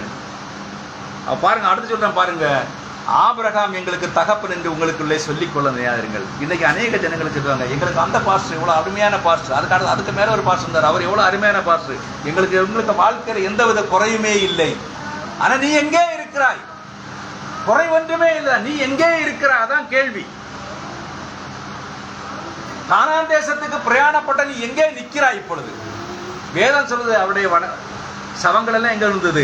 வனாந்தது. பிரேதங்கள் எல்லாம் வனாந்தரத்தில் விழுந்து போன. ஏன்னா எல்லாரும் தேவனை நம்பி தானே கடந்து வந்தாங்க. எல்லாரும் பாருங்க, வேதமே தெளிவா சொல்லுது, அவர்கள் மோசையின் மூலமாக எங்க நின்றாங்க? அக்னியினாலும் மேகஸ்தம்பத்தினாலும் ஞானஸ்நானம் பெற்றார்கள், அபிஷேகம் பெற்றார்கள், எல்லாமே பெற்றார்கள். என்ன சாப்பிட்டாங்க? மன்னாவை புசித்தார்கள், பெரிய பெரிய அற்புதங்களை எல்லாம் கண்டார்கள். கடைசியில் என்ன ஆயிட்டு? எல்லாரும் வனாந்தரத்தில் விழுந்து கிடந்தாங்க. அப்ப இன்றைக்கு பாருங்க, அதே ஜனங்கள் தான் இன்றைக்கும் ஜீவித்துக் கொண்டிருக்கிறார்கள். அவருடைய வாழ்க்கையில் என்ன நடக்குது? அதிசயங்கள் நடக்குது, அற்புதங்கள் நடக்குது, எல்லாமே தேவனுடைய காரியங்கள் எல்லாம் அவங்களுக்கு போஷிக்கப்படுகின்றன. ஆனால் அவர்களுக்குள்ள என்ன இல்லை என்று சொன்னால், ஜீவன் அங்கு இல்லை, பரிசுத்தாவி அங்கு இல்லை. பரிசுத்தாவி அவர் தமக்கு பிரியமான பிள்ளைகளிடத்தில் அவர் இடைப்பட்டுக் கொண்டிருக்கிறார். அங்க அதான் உண்மை நடக்குது. பாருங்க, அன்னைக்கு பாருங்க, 12 பேரை அனுப்பினா யோசுவா, 10 பேர் போய் பார்த்தாங்க. ஐயோ, நமக்கு இவங்களை என்ன செய்ய முடியாது, ஜெயிக்க முடியாது. 2 பேருள்ள இருந்த விசுவாசம் என்ன சொல்லி தெரியுமா? நாம் அவர்களை எளிதில் ஜெயித்து விடலாம். ஏன்னா அவர்களுக்குள்ள ஜீவன் இருந்தது. அந்த ஜீவன் சொல்லிச்சது, இவர்கள் சிந்தனை ஒண்ணுமே இல்லை. கோலியாத்து முன்ன நின்ன போல தாவீது சின்ன பையன், அவன் என்ன சொன்னான்? நீ நிந்தித்த இஸ்ரவேலின் தேவனாகிய கர்த்தருடைய நாமத்தில் நான் கடந்து வருகிறேன். நீ நிந்தித்த. பாருங்க, இவன் எவ்வளவு சின்னவன், அவன் எவ்வளவு பெரியவன். அப்ப யுத்தம் செய்தது யாரு? தேவன். காலேபும் யோசுவாவும் சொன்னார்கள், யுத்தம் செய்தது யாரு? தேவன். அப்ப இன்றைக்கு நீங்கள் உங்கள் வாயில் ஒரு காரியம் சொல்றீங்கன்னா உங்களுக்காக யுத்தம் செய்யறது தேவன் இருக்கிறார். பாருங்க, அதான் விசுவாசம். நம்மோடு கூட அவர் இருக்கிறார். சேனைகளின் கர்த்தர் நம்மோடு கூட இருக்கிறார்ங்கிற விசுவாசம் நமக்குள்ள இருக்க வேண்டும். அவர் உலகத்தின் காரியங்களை நேரடியாக சபைக்குள் கொண்டு வருகிறார்கள். இன்னைக்கு அதான் நடக்குது. சபையானது இன்றைக்கு உலகத்தின் காரியங்களை குடித்து வெறித்து கொண்டு காணப்படுகிறது. அவர்கள் உலகத்தின் காரியங்களை நேரடியாக சபைக்குள் கொண்டு வருகிறார்கள். ஒரு மதவரியனாக, பைத்தியக்காரனாக, ஆனால் நியாய தீர்ப்பின் நாளிலே நான் எழும்பி நின்று கொண்டு நான் வரப்போகிற கோபத்தை குறித்து மக்களை எச்சரிக்கை செய்தேன். இன்னைக்கு நீங்க சபையில போய் பாருங்க, சபையில என்னென்ன நடக்கு? இன்னைக்கு ஸ்தாபன சபையில என்ன நடக்குது? பெந்தேகோஸ்தே சபையில என்ன நடக்கு? அங்க வார்த்தைக்கு முக்கியத்துவம் கொடுக்கவில்லை. அவர்கள் தேவனுடைய வார்த்தைக்கு அவர்கள் என்ன இல்லை, தேவனுக்கு முக்கியத்துவம் கொடுக்கவில்லை, உலகத்திற்கு முக்கியத்துவம் கொடுக்கிறார்கள். அவர்கள் ஒவ்வொரு புரோக்கரும் செட் பண்ணுகிறார்கள். என்னங்கிறாங்க? ஒவ்வொரு புரோக்கரும் செட் பண்ணுறாங்க. ஒவ்வொரு ஸ்தாபன சபைகளை பார்த்தா ஒவ்வொரு புரோக்கரும். அதை விட விசேஷம் என்னன்னா, ஒரு விசுவாசியும் வெளியே சபைக்கு போயிடக்கூடாதுன்னு அந்த சபைக்கு என்ன செய்யறாங்க, ஒரு பொறுப்பை கொடுத்து அங்க கட்டி போட்டுறாங்க. என்ன கொடுக்குறாங்க? இன்னைக்கு ஒரு பொறுப்பை கொடுத்து அங்க கட்டி போடுகிறார்கள். நீ இங்கே இருந்து சுத்திக்கிட்டு இருந்துங்க, எங்க போக கூடாது, இதை விட்டு வெளியே போகக்கூடாது, இதுக்கு மேலே நீ சிந்திக்க கூடாது. காரணம், அவருக்கு அந்த கொடுத்த பொறுப்பை தியானிக்கிறதுக்கு நேரம் இருக்கும், அந்த கணக்கு வழக்க பார்க்கறதுக்கும் அதுக்கு தான் அவருக்கு நேரம் இருக்கும். அப்ப பாருங்க, இன்றைக்கு ஸ்தாபனம் என்ன செய்யறது என்றால் விசுவாசிகளை கட்டி போட்டுக் கொண்டிருக்கிறது. ஆனால் பரிசுத்த ஆவியானவர் என்ன செய்யறாருன்னா, அவருடைய பிள்ளைகளை சுதந்திரமாக விட்டு நல்ல ஆலோசனைகள் கொடுத்து வழி நடத்துகிறார்கள். அது உங்கள் கையில் இருக்கிறது. எந்த நேரம் வேண்டுமானாலும் எதுவும் சம்பிக்கலாம். நாங்க இடையில சொன்ன போல ஒரு பட்டணம் மட்டும் அமுத்தினா போதும், எல்லாமே என்ன ஆயிரும், முடிஞ்சே போயிடும். உலகமானது அணுக்குண்டுக்கு இரையாக வைக்கப்பட்டுள்ளது. ஆனால் சபையோ இவை அனைத்தும் சம்பவிக்கும் முன்னே பறந்து போய்விடும். உலகம் எதுக்கு வைக்கப்பட்டிருக்கிறது? அணுக்குண்டுக்கு. நிச்சயமாக அதுல எந்தவித மாற்றமுமே கிடையாது. தீர்க்கதரிசி அன்றைக்கு சொன்னார், ஆனால் நிச்சயமாக இந்த நாட்கள் நம்ம கண்கூடாக கண்டு கொண்டிருக்கிறோம். யார் மூலமாக தேவன் அதை செய்கிறார் என்று தெரியாது. தேவன் தான் செய்கிறார். யார் மூலமாக செய்கிறார் என்று நமக்கே தெரியாது. கொண்டு வச்ச வடகொரியா அதிபரை வச்சோ, இல்ல ரஷ்யாவை வச்சோ, இல்ல அமெரிக்காவுக்கு ஒரு நல்ல மனுஷன் இருக்கிறார் அவரை வச்சோ, யாரை வச்சு செய்யறாருன்னு தெரியும். ஏன்னா ஒரு பட்டன் இல்லை. ஏன்னா இது எல்லாத்தையும் நான் நம்பினாலும் அமெரிக்கா நம்புறது ரொம்ப கஷ்டமான இல்ல. சொல்றேன் ஒரு விஷயத்துக்கு, அமெரிக்கா நம்புறது ரொம்ப கடினமான காரியம். பாருங்க, 2ஆம் யுத்தத்துல எல்லாமே முடிந்து போன ஒரு தருவாயில ஒரு மனுஷனுக்கு மட்டும் என்ன இருந்துச்சு, தலைச்சியில விலகிட்டு அவன் என்ன செய்யறான், நேரே கொண்டு போய் 2 கொண்டாங்க என்ன செய்யறான், போட்டுட்டான். பாரு எங்க, ஜப்பான்ல கொண்டு. அது ஏன்னா யாரை கொண்டு தேவன் செய்யறான், தீர்க்கதரிசி ரஷ்யாவை சொல்றாரு ஒரு பக்கத்துல. இருந்தாலும் நாம என்ன செய்யணும்னா, இந்த உலகமானது அணுக்குண்டுக்காக இரையாக வைக்கப்பட்டுள்ளது. ஆகையால் சபையோ இவை அனைத்தும் சம்பவிக்கும் முன்னே போய்விடும். நம்முடைய கர்த்தர் பூமியில் இருந்த பொழுது அவர் தான் பரத்துக்கு ஏறி செல்வதை காட்டிலும் தன்னுடைய 2ஆம் வருகை குறித்து அதிகமாக பேசினார். ஆண்டவராய் இயேசு கிறிஸ்து பூமியில சுவிசேஷ ஊழியம் செய்து கொண்டிருந்த நாட்கள்ல அவர் தன்னுடைய இந்த பூமியில வருகையை காட்டிலும், வந்த நோக்கத்தை காட்டிலும், பரலோகத்துக்குரிய காரியங்களை சொல்கிறதை காட்டிலும் 2ஆம் வருகையை குறித்து அதிகமாக பேசினார். அவர் தாம் பலியாக போகிறதை குறித்தும் தாம் பூமியை விட்டு பரலோகத்துக்கு ஏறி போகிறதை குறித்தும் பேசவில்லை. ஆனால் 2ஆம் வருகையை குறித்து அதிகமாக பேசினார். அவரை ஜனங்களை எச்சரித்துக் கொண்டிருந்தார். பாருங்க, நீங்க வேதத்தை வீட்டில் போய் இருந்துகிட்டு அந்த மத்தேயுவையோ இல்ல லூக்காவையோ எடுத்து படிச்சு பாருங்க. லூக்கா 17ஆம் அதிகாரத்துல எல்லாம் படிச்சு பாருங்க. என்ன தோணும், அவர் 2ஆம் வருகையை குறித்து அதிகமாக பேசுகிறார். அவர் ஜனங்களுக்கு எச்சரிக்கை செய்ய பயந்ததில்லை. நான் இதோட முடிச்சிடலாம், அதுக்கு மேலே போன அந்த அடுத்த சப்ஜெக்ட் எடுத்தா நீண்டு போயிருங்க. என்னன்னா, ஜனங்களுக்கு என்ன செய்யல, எச்சரிக்கை செய்வதற்கு அவர் என்ன செய்யல, பயப்படவே இல்லை. அவர் தேவன். ஏன் பயப்படணும்? ஏதாவது தீர்க்கதரிசிகள் பயந்தார்களா? பயந்த தீர்க்கதரிசி இருக்கிறாங்க வேதத்தில். யோவான் ஸ்நானகன் பயப்படவே இல்லை. பாருங்க, ஒரு விதத்தில் அவன் பயப்படவே இல்லை. சதுசேரலையும் பரிசேரலையும் பார்த்துலாம் வருங்க வீரியன் பாம்பு குட்டிகளேன்னு சொல்றான். வரும் கோபத்திற்கு எழுதுகிறான், தப்பித்துக் கொள்ள உங்களுக்கு வகை காட்டினவன் யார்? ஆபிரகாம் எங்களுக்கு தகப்பன் என்று சொல்ல நினையாதிருங்கள், இந்த கல்லுகள்னாலே தேவன் ஆபிரகாமுக்கு பிள்ளைகளை உண்டு பண்ண வல்லவராக இருக்கிறார். பாருங்க, பயப்பட மாட்டாங்க. பரிசுத்த பவுல் எங்கேயாவது பயப்பட்டான? மரணமே உன் கூரங்கே, பாதாளமே உன் ஜெயம் எங்கே? நம்முடைய கர்த்தராகிய இயேசு கிறிஸ்து நாமத்தினால் ஜெயம் கொடுக்கிற தேவனுக்கு ஸ்தோத்திரம். பழைய ஏற்பாட்டில் பாருங்க, எந்த ஒரு தேவனுடைய மனுஷனும் என்கிறது எச்சரிக்க வேண்டிய காரியத்தை எச்சரிக்கிறாங்க. ஒரு காரியத்தை மட்டும் சொல்லி முடிக்கிறேன். எலியா ஆகாபுக்கு நேரே முன்ன போய் என்ன சொல்றான்? ஆகாபு கிட்ட நேரே போய் என்ன சொல்றான்? நீயும் உன் குடும்பமும் தான் இருந்தது இஸ்ரவேலை வழிகேட்டுக்கு தவறாக நடத்தி கொண்டிருக்கிறது. அதனால என்னுடைய வாயின் வார்த்தை என்று வானத்திலிருந்து என்னது 3.5 வருஷம் ஒரு சொட்டு தண்ணி கூட கீழே வராது. அவனுக்கு வார்த்தை இல்லாம ஒரு சொட்டு தண்ணி எங்க வராது, பூமியில வரவே செய்யாது. அதே அவன் தான் திரும்ப அதே ராஜாவுக்கு முன்ன நின்று போய் சொல்றான், நீர் ரதத்தை கட்டிவிடும், மழை வரப்போகும். அதே அவன் தான் பாருங்க, அவனுடைய தீர்க்கதரிசிகளுக்கு முன்னால் நின்று ஒரு மனிதனாய் நின்று எழுதுகிறான், சவால் விடுகிறான். நீங்கள் எல்லாம் எழுதிங்க, ஒரு காளையை கொண்டு பலி போட்டு கூப்பிடுங்க, யார் தெய்வம் என்று நமக்கு பார்ப்போம், யார் செவி கொடுக்கிறார் என்று பார்ப்போம். அப்ப நல்லா பாருங்க, இந்த உலகத்தில் இருக்கிற எல்லா மனிதர்களும் உங்களுக்கு விரோதமாக எழும்பி வந்தாலும் உங்களுக்குள் ஜீவன் இருக்கும் பொழுது அந்த ஜீவனை கொண்டு நீங்கள் இயேசு கிறிஸ்துவுக்கு சாட்சியாக நிற்பீர்கள். கர்த்தர் தாமே உங்களை ஆசீர்வதிப்பாராக. ஆமீன். அல்லேலூயா. நான் ஜெபிப்பேன். எங்களை கிருபையா நேசிக்கிற நல்ல தகப்பனே, ஆம் கர்த்தராகிய இயேசு கிறிஸ்துவே உமக்கு நாங்கள் நன்றி சொல்கிறோம், நன்றியோடு உம்மை துதிக்கிறோம், ஸ்தோத்தரிக்கிறோம் ஆண்டவரே. இந்த நாளிலும் ஆண்டவராகிய இயேசு கிறிஸ்துவே அருமையான சபை கூடுதலுக்காக நாங்கள் உமக்கு நன்றி சொல்கிறோம், நன்றியோடு உம்மை துதிக்கிறோம், ஸ்தோத்தரிக்கிறோம் ஆண்டவரே. இதோ சகோதரர்களாக, சகோதரிகளாக, சிறு பிள்ளைகளாக, வாலிப பிள்ளைகளாய், முதியோர்களாய் என்னுடைய சமூகத்தில் கடந்து வந்து உம்முடைய பரிசுத்தமுள்ள நாமத்தை தொழுது கொள்ளும்படியான ஒரு மாபெரும் சிலாக்கியத்தை கர்த்தாவே எங்களுக்கு தந்திருக்கிறீர். அதற்காக நாங்கள் உமக்கு நன்றி சொல்கிறோம், நன்றியோடு உம்மை துதிக்கிறோம், ஸ்தோத்தரிக்கிறோம் ஆண்டவரே. பாடல்கள் மூலம், துதிகள் மூலம், ஸ்தோத்திரங்கள் மூலம், சங்கீதங்கள் மூலம், ஆண்டவரே பிள்ளைகள் சொன்ன வசனங்கள் மூலம், சாட்சிகள் மூலம், காணிக்கை மூலம், இந்த நாளிலும் தீர்க்கதரிசினால் கொடுக்கப்பட்ட செய்தி ஆண்டவரே பின்மாரியும் முன்மாரியும் என்று அந்த செய்தி நிமித்தம் ஆண்டவராய் இயேசு கிறிஸ்துவே நல்ல ஒரு ஜாமக்காரன், ஜனங்களை எச்சரிப்பதற்காக பிறந்திருக்கிறான் என்று சொல்லுங்கள் தகப்பனே.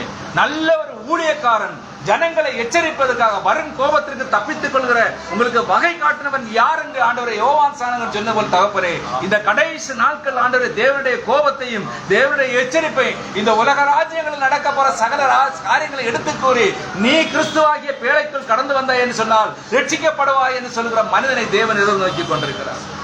ஆம் ஆண்டவரே, நிச்சயமாக அது உண்மையாக இருக்கிறது. கர்த்தராகிய இயேசு கிறிஸ்து நாங்கள் அந்த பேழைக்குள்ளாக இருக்கிறோம் என்கிற விசுவாசத்தை கர்த்தாவே எங்களுக்கு தந்திருக்கிறேன். அந்த பேழைக்குள்ளாக நாங்கள் பாதுகாப்பாக வாழ்ந்து கொண்டிருக்கிறோம் என்கிற விசுவாசத்தை எங்களுக்கு தந்திருக்கிறேன். அதற்காக நாங்கள் உமக்கு நன்றி சொல்கிறோம், நன்றியோடு உம்மை துதிக்கிறோம், ஸ்தோத்தரிக்கிறோம் ஆண்டவரே. ஆமீன். கர்த்தராகிய இயேசுவை வாரும் என்கிற ஆவி எங்களுக்குள்ளாக வைத்து அப்பா உம்முடைய வருகையை நாங்கள் எதிர்நோக்கி ஜீவிக்கிறவர்களாய் இந்த பாடும் லோகத்தில் உடைய மகத்தாமுடைய நாமத்திற்கு சாட்சியுள்ள பிள்ளைகளை வாழும்படி கர்த்தர் தந்த மகத்தான கிருபைகளுக்காக நாங்கள் உமக்கு நன்றி சொல்கிறோம், நன்றியோடு உம்மை துதிக்கிறோம், ஸ்தோத்தரிக்கிறோம் ஆண்டவரே. இந்த நாளில் கர்த்தராகிய இயேசு கிறிஸ்துவே பரிசுத்தமுள்ள தெய்வமே உமக்கு நன்றி ஆண்டவரே. அப்பா, எங்கள் இந்தியா தேசத்தை உம்முடைய சமூகத்தில் நாங்கள் தந்து செபிக்கிறோம். தேவரீர் உம்முடைய சுத்தம் எதுவும் தேசத்தில் நிறைவேறும்படியாக கர்த்தரங்களை வைத்து வல்லடிவதற்காக நன்றியோடு உம்மை துதிக்கிறோம். எங்கள் தமிழ்நாட்டிற்காக ஜெபிக்கிறோம், எங்கள் கன்னியாகுமரி மாவட்டத்திற்காக ஜெபிக்கிறோம் ஆண்டவரே.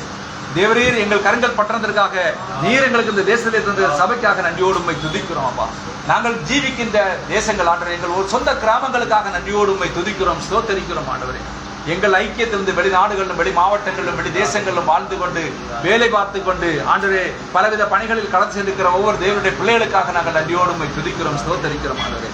இந்த நாளிலும் வரைத்தடைப்பட்ட ஒவ்வொரு தேவனுடைய பிள்ளைகளுடைய கருத்தில் இருந்து செபிக்கிறோம். பலவீனமாக இருக்கிறவர்கள், ஹாஸ்பிட்டலில் இருக்கிற வேலை ஸ்தலங்களில் இருக்கிற ஒவ்வொரு தேவனுடைய பிள்ளைகளும் கர்த்தர் பொறுப்படுத்திக் கொள்ள முடியாது செபிக்கிறோம். அப்பா, இந்த நாளிலும் ஆண்டவராய் இயேசு கிறிஸ்துவே இந்த கடைசி நாட்கள் நம்முடைய வருகையை ஜீவிக்கிற உலகம் முழுவதிலும் ஆண்டவரே கர்த்தராய் இயேசு கிறிஸ்துவே மெய்யான தேவன் என்ற விசுவாசத்தில் வாழ்ந்து கொண்டிருக்கிற ஒவ்வொரு தேவனுடைய பிள்ளைகளுக்காகவும் உம்முடைய மகத்தான வருகையை எதிர்பார்த்து கொண்டிருக்கிற உம்முடைய மனவாட்டிக்காகவும் நாங்கள் நன்றியோடு உம்மை துதிக்கிறோம், ஸ்தோத்தரிக்கிறோம் ஆண்டவரே.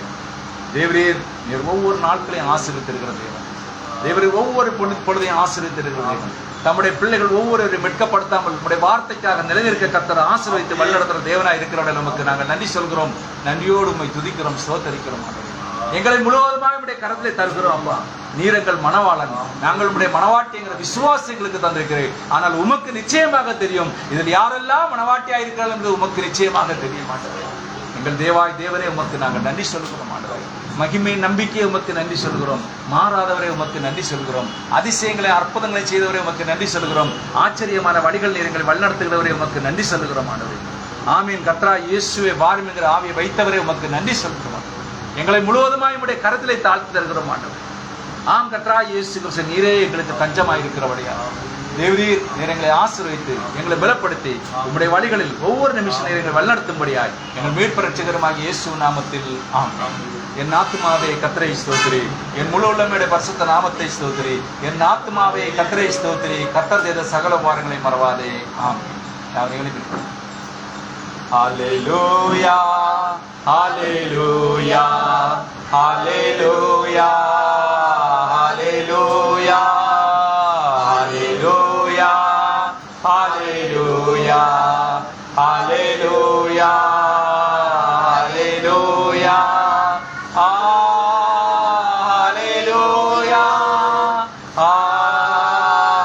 ஹல்லேலூயா ஹல்லேலூயா ஹல்லேலூயா. நன்றி இயேசுவே, நன்றி இயேசுவே, நன்றி இயேசுவே, நன்றி இயேசுவே. ஹல்லேலூயா ஹல்லேலூயா ஹல்லேலூயா ஹல்லேலூயா. ஆசீர்வாதம் நம்முடைய கர்த்தராகிய இயேசு கிறிஸ்துவின் கிருபையும் இரக்கமும் சமாதானம் அன்பும் அவர் வருகை மட்டும் நாம் அனைவரோடு கூட இருப்பதாக. ஆமென். ஹல்லேலூயா. ஹல்லேலூயா. Praise the Lord Jesus Christ. Praise the Lord. Praise the Lord.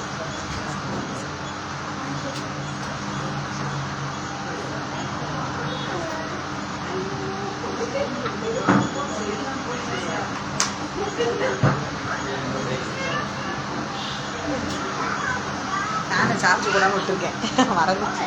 அதான் இதுக்கு எப்பவும் தோணாது. சார்ஜ் நிறைய நேரம் போடணும், நிறைய நேரம் போடணும்ல. நீங்கள் யூஸ் பண்ணிட்டு அடுத்த நிற்கிற நேரத்தில் சும்மா போடணும். போட மறந்துச்சு.